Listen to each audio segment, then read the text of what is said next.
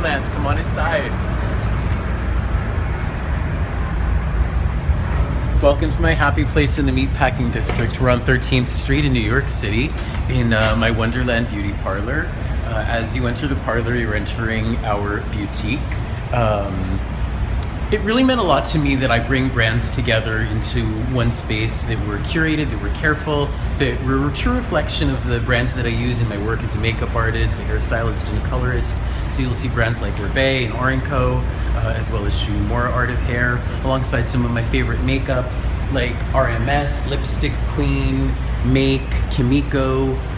Some of these brands are much bigger and you'll see in department stores. Others are really teeny tiny boutique brands, and it feels so important to me to give them a home and a voice here at Wonderland. Fragrance to me is almost as important as how things look, is how things are fragranced. So some of my favorite fragrances in the world are under the roof here. We've got fragrances from Histoire des Parfums. We've got natural fragrances from Chila.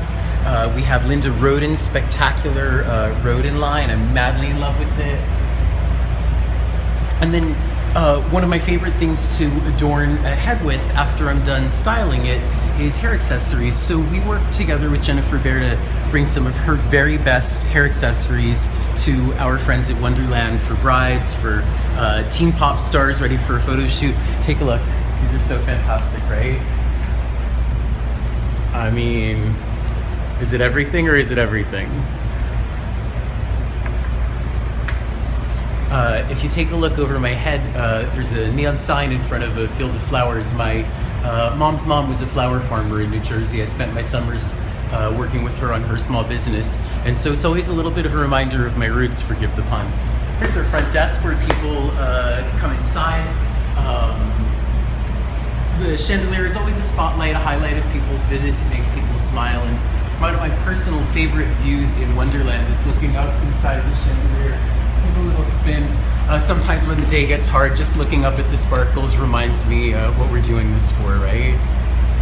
So come on back, let me show you the styling floor. Want to take a pit stop in the restroom? Take a look inside. Walt Disney said something to his Imagineers when he was designing his parks. He told them that wherever anybody looked in the parks, that he wanted them to have something to smile about. I thought about that a lot when I was designing Wonderland. I think, like, when we work in the field of beauty, I really believe that we get into this field to put a smile on people's faces. And I think that when we're building a brand, we have to extend that philosophy all the way out to the space that we kind of create beauty in, right? So our styling floor is a little bit of a balance between artist's loft, warehouse space, and glamour girl Hollywood studio. So I paired the hard cement floors and the exposed wires with some really luxe, pretty details like the Philippe Starck ghost chairs and our Venetian glass mirrors. I sealed the floor with a combination of lacquers and glitters to make it look like wet sand on a beach. I wanted it to look like my waterfall had just spilled right over into the sand. You see where my mermaids frolic. Again, thinking about giving some people something to smile about when they looked around. I always noticed that when we lay back to have our hair shampooed, we're usually looking up at a blank ceiling, and so I thought this way when people look up, they have a little laugh, a little smile. One of my most cherished things in Wonderland is right here. It's a piece of the first carousel on the boardwalk on Coney Island. It was in a bathhouse. It was Mrs. Van Leer's bathhouse. If you could see the back of it, you'd see it's carved with a thistle, a rose, and a shamrock. Mrs. Van Leer was from the United Kingdom, so it's thistles for Scotland, shamrocks for Ireland, roses for England.